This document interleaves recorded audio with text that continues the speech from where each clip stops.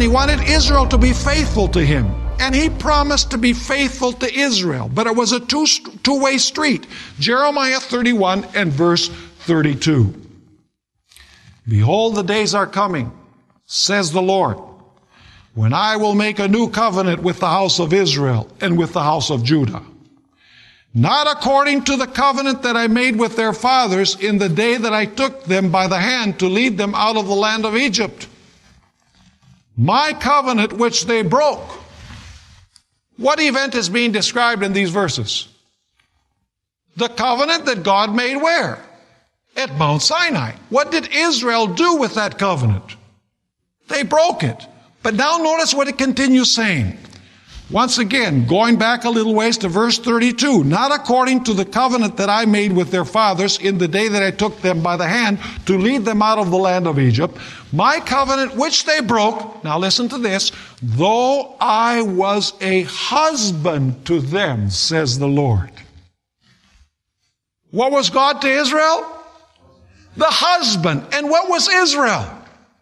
Israel was the bride.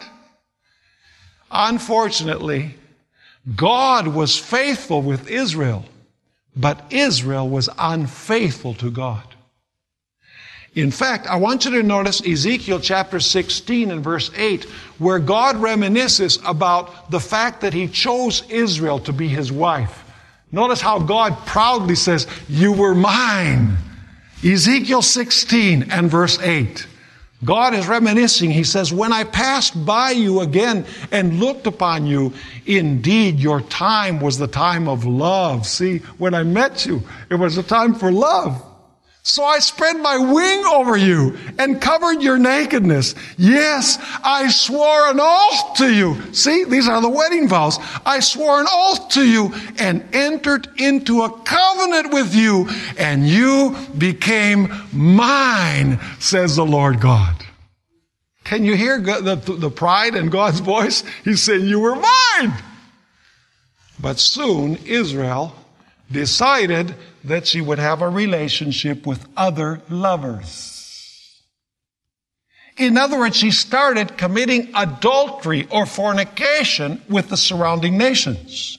She was unfaithful to her wedding vows. In fact, let's notice Ezekiel chapter 16. There are several verses that I want us to read there. And I want you to remember these details because later on in our study, we're going to go to Revelation chapter 17. And we're going to find the same details all over again.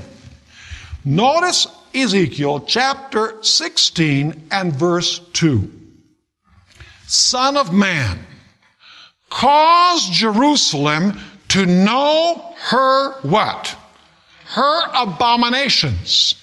By the way, in Ezekiel chapter 16, the word abominations is used repeatedly. It's also used in the book of Ezekiel. The children of Israel now were committing abominations. Notice Ezekiel chapter 16 and verse 14. Israel became proud of her beauty, and she thought that her beauty was her own.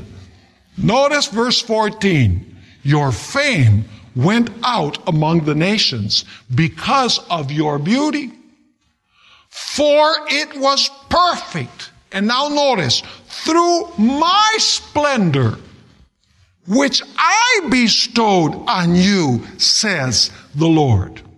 Why was Israel beautiful? Because God beautified Israel. It wasn't because Israel was beautiful in herself.